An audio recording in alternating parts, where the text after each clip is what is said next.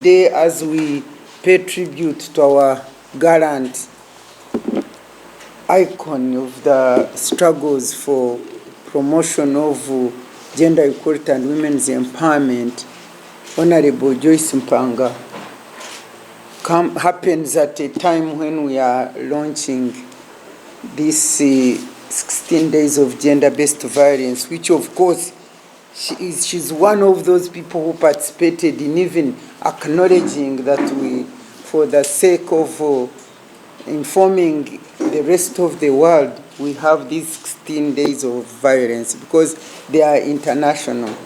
And she's one of those women right from way back before some of us came onto the public platform that started struggling. To see that she's going at 90 years, and yet the issues of gender-based violence are increasing. It's very, very sad. It sort of negates all the energy, the power, and the passion that women like those and Mpanga and the rest, including us who are now retired, like as if we wasted our efforts. That's why many times I cry. You know, some of us who are arrested should be happy, but when I see social media, I don't know. Many times I want to die when I see the way the men on social media are really dealing with these women. It's so sad. The whole thing shows inhumanity and lack of love and care and concern. This whole issue of gender-based violence, as you all know, is an issue of power relations. It is an issue that is related to this whole question of gender equality and women's empowerment. In other words, treating women as full human beings in their own rights. Something we have been struggling for, something that without which the nation cannot develop. For me, many times I really sit and say, people say, look what touchy stuff and what, but I say, how can the bird cannot fly with one wing? If God himself saw that the men were helpless without women, who are we now to treat women as inferior, no power, no authority, no whatever, which causes them to suffer this gender-based violence? Because men who are beating women, who are torturing them, the YC, men who want to defile young girls, those who even go and abuse the law and marry the girls of 12 years. Do you know that the thing has come back? The girls whom we had redeemed from being defiled and married off at 12 years of, it is now increasing. You go to Zimbabwe, you go to all those, these places, Riantonde, Rwengwe, Chiruhura there, 12 years. And the girls are being married. And when they come to me, I cry. I don't know what to do. You fight to the extent of even going to get back the cows. You see some people, they can't see that this is a girl, 14 years, you are marrying them. And that is the whole thing of not treating a woman as a full human being in her right, with potential, with ability, with wisdom, which God gave her. Moreover, with an extra sense beyond the man, because we are created as the last and God saw that we are perfecter of God's creation and life began. But the fact that we are not perceived as full human beings in our own right is central to the whole issue of gender-based violence.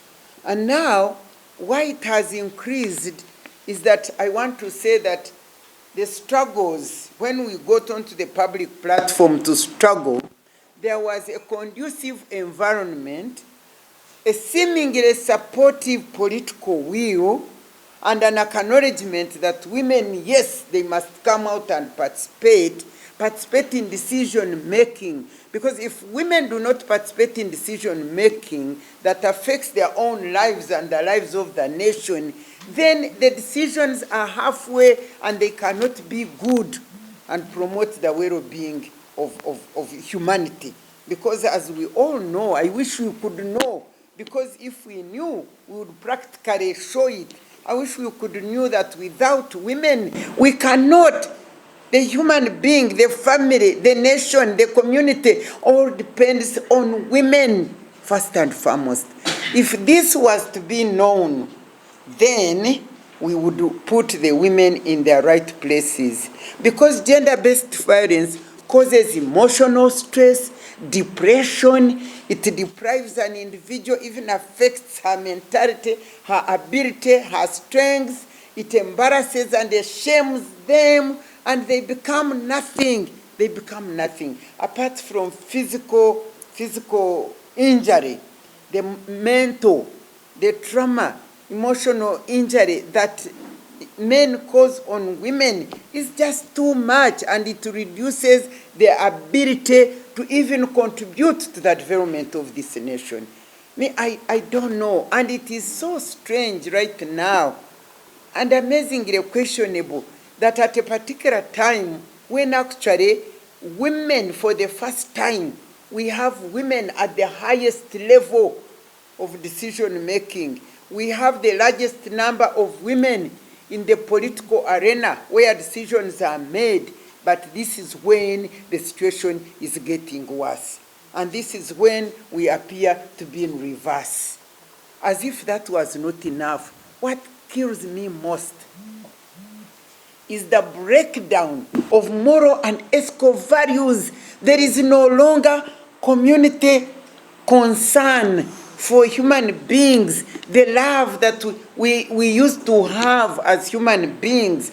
How can you be beating a woman? You people, media, thank you very much for putting these social media cartoon videos. But then at the same time, they are killing us. We people who are emotional, I'm about to be emotionally stressed and break down. One, because when I see these videos, when the man is kicking right and left, first of all, the person who is taking video is not doing anything terrible. Secondly, people are there shouting, yeah, you hear them on the scene. At times you even see them. There is this Soga woman whom I saw. I couldn't believe. And let me tell you, I thank God that I haven't come past somebody doing that. Because I would pick anything and hit this man, I'm telling you. But God has saved me because I'm not available. Because humanity, the appeal I want to make for you, to Ugandans appeal. I don't know how many will hear me. But we are dying, please. When you see a man raising and hitting the woman, how can you be there laughing? Even if this woman has done anything wrong, even if there is, please, be human, come back to humanity and be responsive. Number two, these men, corruption, corruption, first of all, in accessing girls' jobs. Because when corruption comes in, men give what? They give money. For women, they give their body. You think you're going to sleep with a man whom you don't want, but because of a job, the trauma, the mental, you can't even perform in that job. Because after all, when you sleep with them, they look at you as nothing.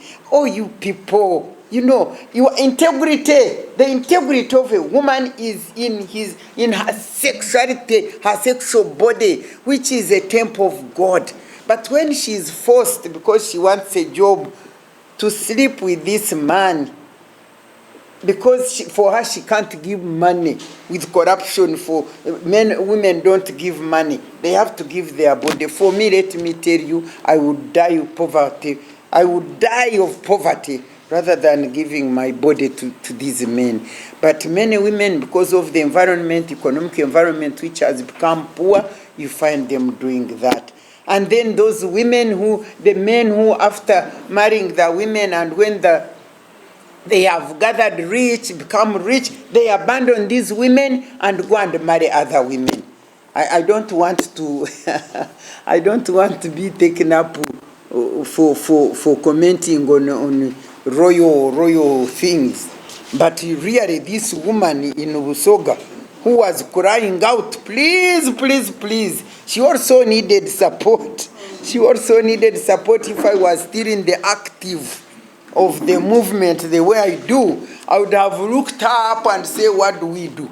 At least let her get her share also. But you don't use me like that and dump me for another beautiful girl. All these things are violence, gender-based violence. And the important thing is that they deny women the ability to use their potential and wisdom and talents for the development of themselves, the community, and the nation. And therefore, it is not a question of women, it is a question of the nation, because gender equality and women's empowerment is about development of a nation. And that is the appeal I'm making.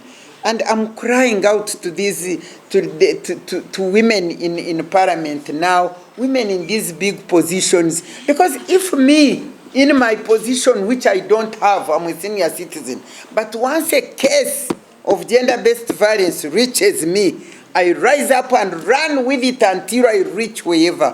What are they doing themselves? Women's movement, I want to challenge you. Why have you gone in sleep? You are so scared, you don't want, you have now sat in office. For us who used to get out there to shout out these things. If you can remember one time with the Kabako of Buganda, if I could question the Kabako of Buganda, with this issue of you are young, you don't know it. Because, the other girl, what is it called? Naku. Is it the Naku girl? That Naku girl, when the issue came, I said, no, this can't happen. But I was Minister for Ethics and Integrity. So the government did not want to intervene. But I can assure you, in the evening in my office, the women movement would come there. And we sit and discuss on what we must do. And we resolve. And the next day they would go and talk and talk and talk. And eventually, the thing never worked. The man never slept with the young girl, and it ended there. But now, with the poor Soga thing, you women kept quiet, and nothing is like that. Anyway, I have talked much, but what I want you what your takeaway is that this issue of gender-based violence should not be an issue of women crying out or what. It is an issue relating to humanity. To liberate a woman as a full human being in her own right, to be able to exercise her talents and wisdom and realize her potential. And if we don't do that, we shall remain to be poor and go backward. You can imagine, when we were on the public platform and things were moving, women flourished. Many women flourished. They went into market, they went into jobs. But now, because there is, again, hindrance to their flourishment, things are going bad. And the second thing I want to say, please, human beings, rise up and